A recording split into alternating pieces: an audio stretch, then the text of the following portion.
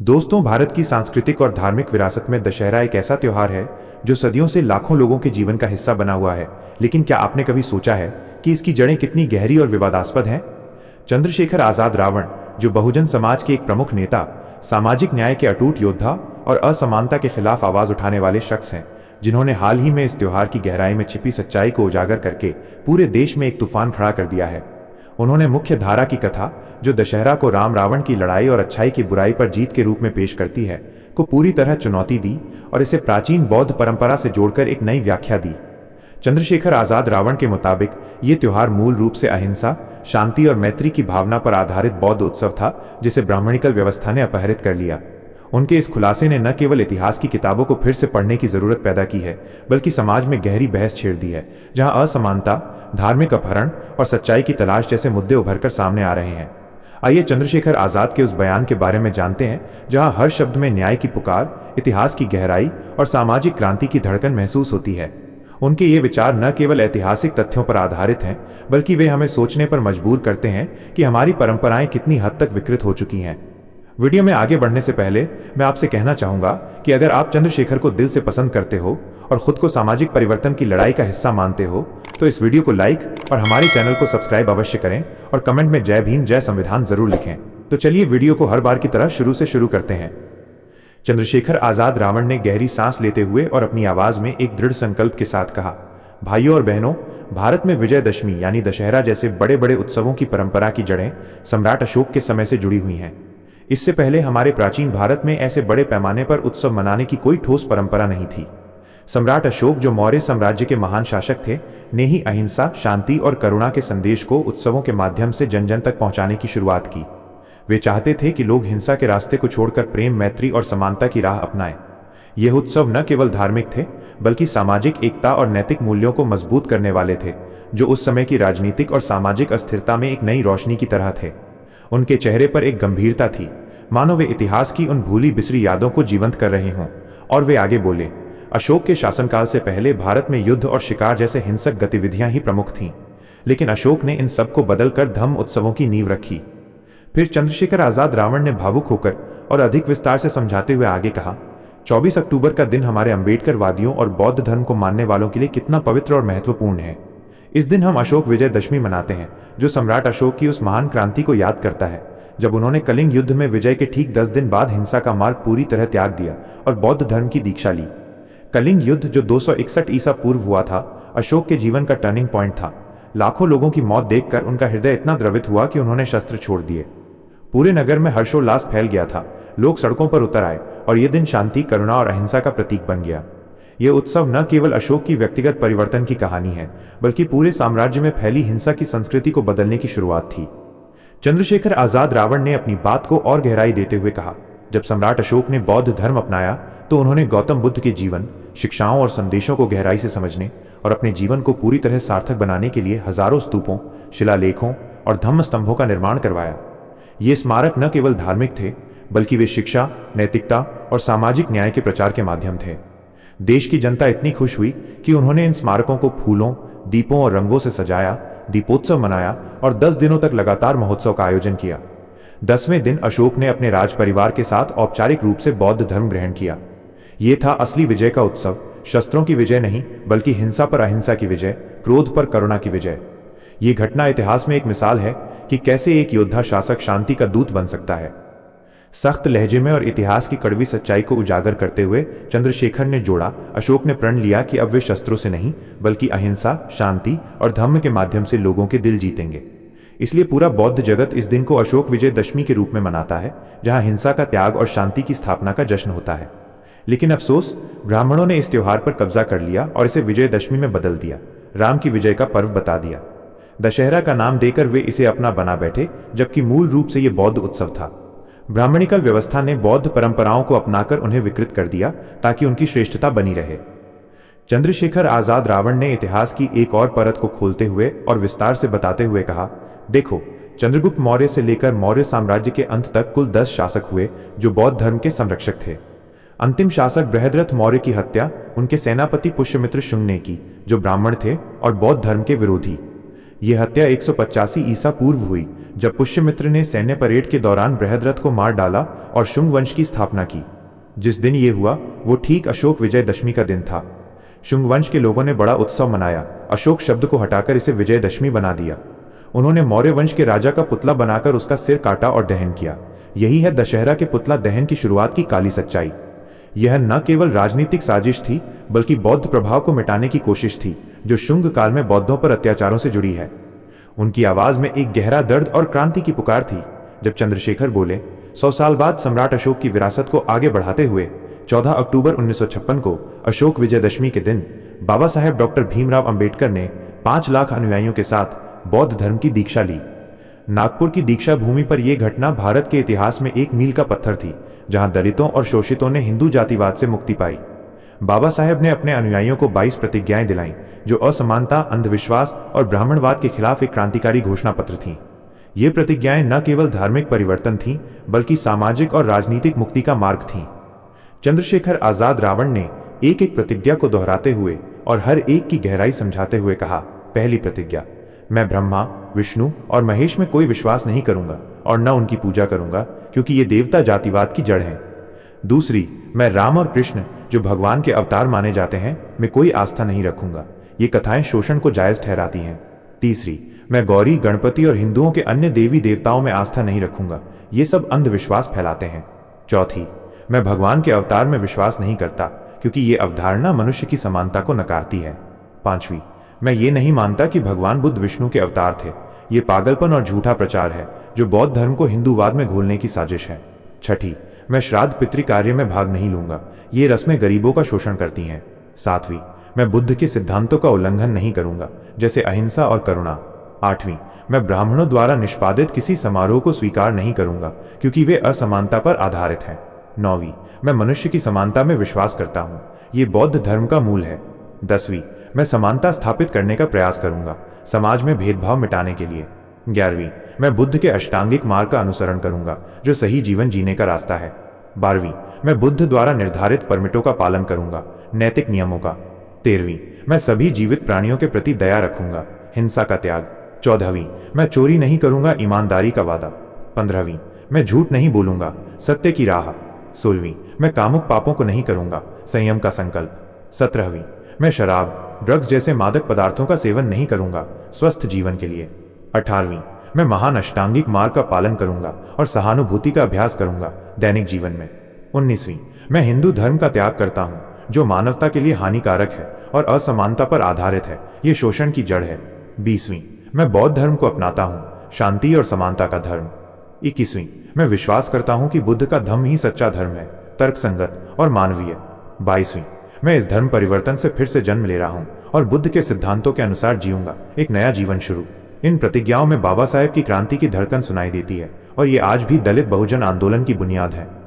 चंद्रशेखर ने गहराई से समझाते हुए और ऐतिहासिक संदर्भों को जोड़ते हुए कहा, सम्राट अशोक अपने शिलालेखों में लिखते हैं कि पहले राजा जंगलों में प्राणियों का शिकार करने में आनंद लेते थे, लेकिन मैंने यह परंपरा बंद कर दी और इसके बदले धर्म यात्राओं और उत्सवों की शुरुआत की।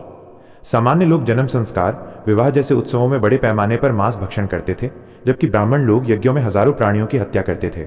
ये सभी उत्सव बीभत्स और हिंसक थे, इसलिए सम्राट अशोक ने इनका कड़ा विरोध किया और उनकी जगह धम्म मंगल उत्सवों को स्थापित किया, जिन्हें उन्होंने अपने अभिलेखों में विस्तार से वर्णित किया है।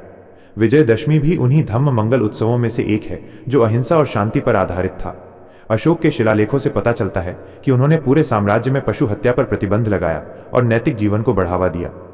फिर चंद्रशेखर आजाद रावण ने जोर देकर और बौद्ध साहित्य का हवाला देते हुए बोला, सम्राट अशोक ने पहले से चली आ रही बौद्ध परंपरा में कोई बदलाव नहीं किया, बल्कि उन्हें और अधिक विस्तारित तथा व्यापक बनाया। इसलिए उन्होंने बुद्ध की मार विजय परंपरा को धर्म विजय परंपरा के नाम से और मजबूत किया। मार विजय तथागत बुद्ध के जीवन की सबसे महत्वपूर्ण घटना थी, जहां उन्होंने बुराइयों जैसे क्रोध, लोभ, तृष्णा, आलस्य, भय, शंका, झूठ, अहंकार, असंतोष और दंभ, इन 10 मार सेनाओं पर विजय प्राप्त की और ज्ञान अर्जित किया। ये विजय न केवल व्यक्तिगत थी, बल्कि पूरी मानवता के लिए एक आदर्श थी, जहां आंतरिक संघर्ष पर जीत हासिल की जाती है।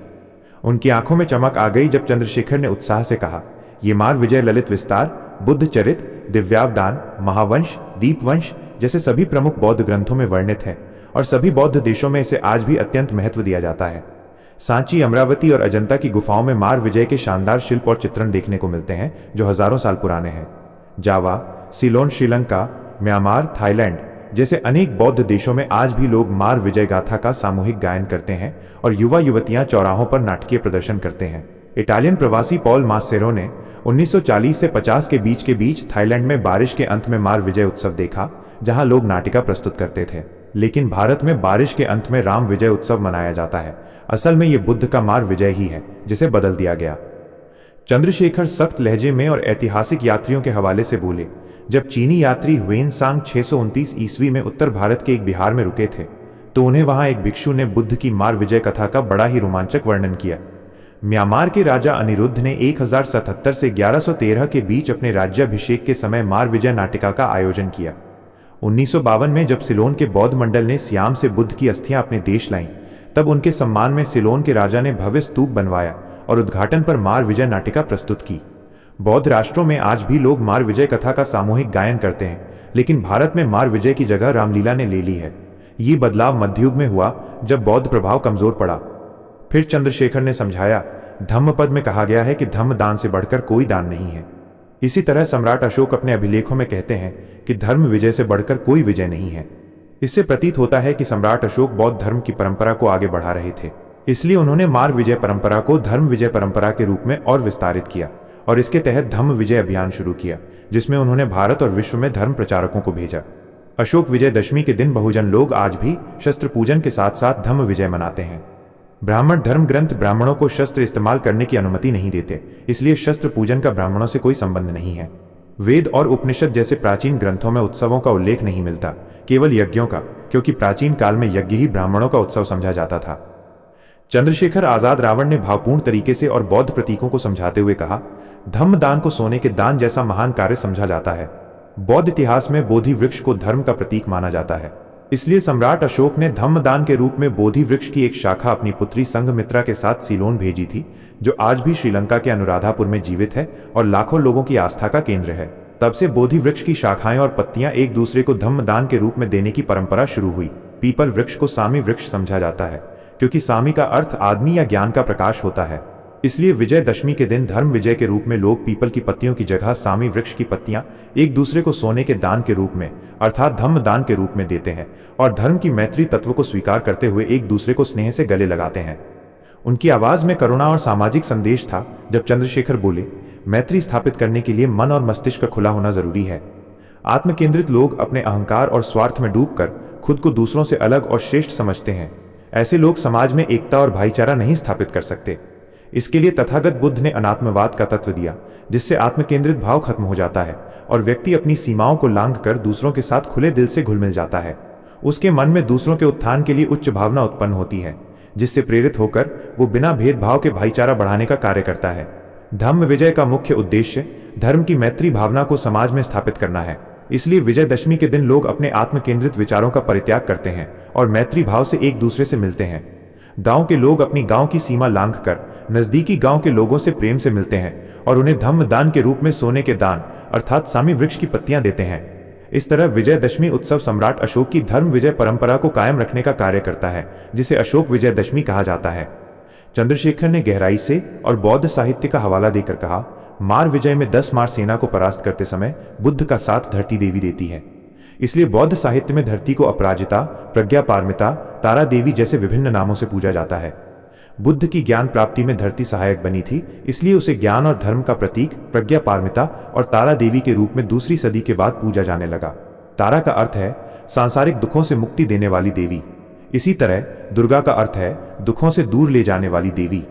8वीं सदी में देवी महात्म्य ग्रंथ के माध्यम से ब्राह्मणों ने तारा, जो मूल रूप से बौद्ध देवी थी, का दुर्गा के रूप में ब्राह्मणीकरण किया। 1790 के बाद बंगाल में दुर्गा उत्सव सामाजिक उत्सव के रूप में मनाया जाने लगा, जो पहले बौद्ध प्रभाव से जुड़ा था। फिर चंद्रशेखर आजाद रावण ने खुलासा किया और महायान बौद्ध पंथ की व्याख्या की। दुर्गा जिस तरह बौद्ध देवी तारा है, उसी तरह महिषासुर भी एक बौद्ध प्रतीक है। बोधिसत्व अवलोकितेश्वर को बाद में महिषासुर कहा गया। मौर्योत्तर काल में महायान बौद्ध पंथ मध्य प्रदेश के महिष्मती से मैसूर तक विकसित हो चुका था। महायान शास्त्रों और चीनी त्रिपिटक में अवलोकितेश्वर बोधिसत्व को सबसे बड़ा देवता अर्थात महाअवलोकितेश्वर, महान ईश्वर, महेश्वर या महेश कहा जाने लगा। महायान शास्त्रों के कुछ लोग महिला विरोधी थे और उनका मानना था कि महिलाएं बोधिसत्व या बुद्ध नहीं बन सकती। उनकी इस सोच के विरोध में भिक्षुणियों ने मोर्चा खोला और प्रज्ञा पारमिता अर्थात तारा देवी के माध्यम से महायान शास्त्रियों का विरोध शुरू किया। नाथ दत्त में महायान शास्त्रियों को मार रूपी दानव या असुर कहा गया, जो महिलाओं को बुद्धत्व प्राप्ति से रोकते थे। इस तरह महिला समर्थक बौद्धों ने तारा को प्रमुख बौद्ध देवी मानकर महायान शास्त्रियों को असुर घोषित किया और उनके प्रमुख देवता महाअवलोकितेश्वर अर्थात महेश ईश्वर को महिषासुर घोषित किया। महायान शास्त्रियों का मानना था कि 10 मार सेना के पतन के बाद अवलोकितेश्वर 10 दिशाओं में 10 सिर बनाकर सभी दिशाओं के पीड़ित लोगों को दुखों से मुक्त करते हैं। अजंता की गुफा में 11 सिरों वाला महाअवलोकितेश्वर का शिल्प है, जिसमें 10 दिशाओं के सिर और 11वां मुख्य सिर दिखाया गया है। तारा समर्थकों ने अवलोकितेश्वर के 10 सिरों को 10 मार सेना समझा और तारा देवी अर्थात दुर्गा देवी को 10 दिनों में महिषासुर पर विजय पाकर बोधि अर्थात सिद्धि प्राप्त करने वाली प्रस्तुत किया। 7वीं से 8वीं सदी में देवी महात्म्य ग्रंथ के माध्यम से दुर्गा महिषासुर संघर्ष को बढ़ावा दिया गया, जिससे तारा अवलोकितेश्वर संघर्ष दुर्गा महिषासुर संघर्ष में परिवर्तित हो गया, लेकिन यह विजयदशमी के पर्व से जुड़ा रहा। इससे पता चलता है कि दुर्गा वास्तव में बौद्ध देवी तारा है, महिषासुर वास्तव में बौद्ध देवता महाअवलोकितेश्वर है और दुर्गा महिषासुर संघर्ष वास्तव में तारा अवलोकितेश्वर संघर्ष है। चंद्रशेखर ने आगे कहा और वज्रयान की व्याख्या की। मार विजय परंपरा को वज्रयान बौद्ध धर्म में 10 विद्या परंपरा में परिवर्तित किया गया, जिसमें 10 मार सेना के खिलाफ 10 विद्याएं अर्थात 10 देवियां बनाई गईं। साधना करने वाला बौद्ध साधक इन विद्याओं से गुजरकर अर्थात हर दिन एक एक देवी का रूप धारण कर 10वें दिन सिद्धि अर्थात बोधि प्राप्त करता है। प्रत्येक व्यक्ति में बौद्ध चित्त सुप्त अवस्था में मौजूद रहता है। बोधि प्राप्त करने के लिए साधक इस सुप्त बौद्ध चित्त को जागृत करता है, जिसे घट स्थापना कहा जाता है। 10 दिन 10 विद्याओं से गुजरकर 10वें दिन साधक अपनी सिद्धि अर्थात बोधि प्राप्त करता है, जिसे अच्छाई की बुराई पर जीत समझा जाता है। यह प्रक्रिया ध्यान, साधना और आंतरिक शुद्धि पर आधारित है। सख्त लहजे में और रामायण की तुलना करते हुए चंद्रशेखर बोले, रामायण के अयोध्या कांड में बताया गया है कि रावण पर विजय पाकर चैत्र माह में राम अयोध्या पहुंचे थे, जब वहां के लोगों ने उनका राम विजय के रूप में भव्य स्वागत किया था। लेकिन विजयदशमी ये उत्सव आश्विन माह में मनाया जाता है, इसलिए राम विजय का और विजयदशमी यानी दशहरा उत्सव का कोई सीधा संबंध नहीं है। ये कथा बाद में जोड़ी गई, जबकि मूल उत्सव बौद्ध था। चंद्रशेखर आजाद रावण ने उत्साह से और अशोक की यात्राओं का वर्णन करते हुए कहा, सम्राट अशोक ने बारिश के अंत में अपनी 256 दिनों की धर्म यात्रा शुरू की थी, जिसका मुख्य उद्देश्य धम्म विजय प्राप्त करना था। विजयदशमी ये उत्सव भी बारिश के अंत में मनाया जाता है। अपने धर्म विजय के तहत सम्राट अशोक ने भारत और संपूर्ण विश्व में अपने धर्म प्रचारकों को भेजा था। ये धर्म प्रचारक 10 दिशाओं में धर्म विजय हासिल करने के उद्देश्य से भेजे गए थे, इसलिए विजयदशमी को अशोक विजयदशमी कहा जाता है। सम्राट अशोक ने अपनी धर्म यात्रा रथों पर सवार होकर निकाली थी, जिसमें हजारों लोग शामिल हुए थे। तब से रथ यात्रा के रूप में धर्म यात्रा निकालने की परंपरा शुरू हुई। चीनी यात्री फाहियान बताते हैं कि भारत के सबसे बड़े नगर पाटलिपुत्र में बड़े बड़े रथों पर बुद्ध की मूर्तियां रखकर लोग रथ यात्रा निकालते थे। इसी तरह की रथ यात्रा आज भी दशहरे के दिन मैसूर में निकाली जाती है। इसके संदर्भ में डॉक्टर गुंजन पिल्लई कहते हैं कि भारत में निकाली जाने वाली धार्मिक रथ यात्राएं वास्तव में प्राचीन बौद्ध रथ यात्राएं हैं। वे आगे कहते हैं कि संपूर्ण भारत में बौद्ध लोग रथ यात्राएं निकालते थे और पुरी की जगन्नाथ रथ यात्रा भी वास्तव में बौद्ध रथ यात्रा है, जिसमें बड़े बड़े रथों पर कृष्ण, सुभद्रा और बलराम की मूर्तियां रखी जाती हैं, जो वास्तव में बुद्ध धर्म और संघ के प्रतीक हैं। केरल के पूर्व राज्यपाल पीसी अलेक्जेंडर बताते हैं कि केरल के त्रावणकोर में जो ओणम उत्सव मनाया जाता है, वह वास्तव में एक बौद्ध उत्सव है, जिसमें रथ यात्रा निकाली जाती है। इस तरह विजयदशमी अर्थात दशहरा एक बौद्ध उत्सव है, जिसमें धर्म रूपी अच्छाई की मार रूपी बुराई अर्थात 10 मार सेना पर बुद्ध ने जो विजय हासिल की थी, उसका जश्न मनाया जाता है। अंत में चंद्रशेखर ने मार्मिक तरीके से और नेपाल के उदाहरण से समाप्त किया। नेपाल के नेवार बौद्ध लोग इस उत्सव को दिशाहीन के नाम से मनाते हैं। चीनी त्रिपिटक में तथागत बुद्ध को मार विजय में मदद करने वाली धरती पृथ्वी देवी को दिशाहीन कहा गया है। नेवार बौद्ध लोग इस खुशी के दिन बुराइयों को त्याग कर धर्म के मैत्री, करुणा, दान और पारमिता जैसे अच्छे गुणों को जीवन में अपनाने का संकल्प लेते हैं और एक दूसरे से स्नेह भाव से मिलते हैं और सम्मान करते हैं। इस तरह विजयदशमी अर्थात दशहरा एक बौद्ध उत्सव है, जो 10 बुराइयों अर्थात 10 मार सेना के खिलाफ प्रेम, भाईचारा, मैत्री, करुणा, दया और क्षमा जैसे धम्म तत्वों को महत्व देता है। तथागत बुद्ध की मार विजय और सम्राट अशोक की धर्म विजय का ये एक महत्वपूर्ण पर्व है। इसलिए बोधिसत्व बाबा साहेब डॉक्टर भीमराव अंबेडकर ने 1956 में अशोक विजयदशमी के दिन अपने लाखों अनुयायियों के साथ धर्म परिवर्तन कर भारत में धर्म विजय अभियान को पुनर्जीवित किया था। यह परिवर्तन न केवल धार्मिक था, बल्कि सामाजिक क्रांति की शुरुआत थी, जो आज भी जारी है। चंद्रशेखर आजाद रावण के ये शब्द न सिर्फ इतिहास को नया आयाम देते हैं, बल्कि हमें सोचने पर मजबूर करते हैं कि क्या हमारी परंपराएं वाकई वैसी हैं जैसी बताई जाती हैं। ये खुलासा भारत को हिला रहा है, क्योंकि ये न्याय, समानता और सच्चाई की लड़ाई का हिस्सा है जो बहुजन समाज की आवाज को मजबूत करता है। दोस्तों, चंद्रशेखर के इन विचारों को लेकर आपका क्या कहना है? आपके नजरिए से उन्होंने जो कहा वो सही था या गलत? आप अपना ओपिनियन कमेंट के माध्यम से हम तक जरूर पहुंचाएं। हमें आपके विचारों का इंतजार रहेगा। वीडियो पसंद आई हो तो वीडियो को लाइक, शेयर और हमारे चैनल को सब्सक्राइब कर सकते हैं। वीडियो को यहां तक देखने के लिए आपका बहुत बहुत आभार।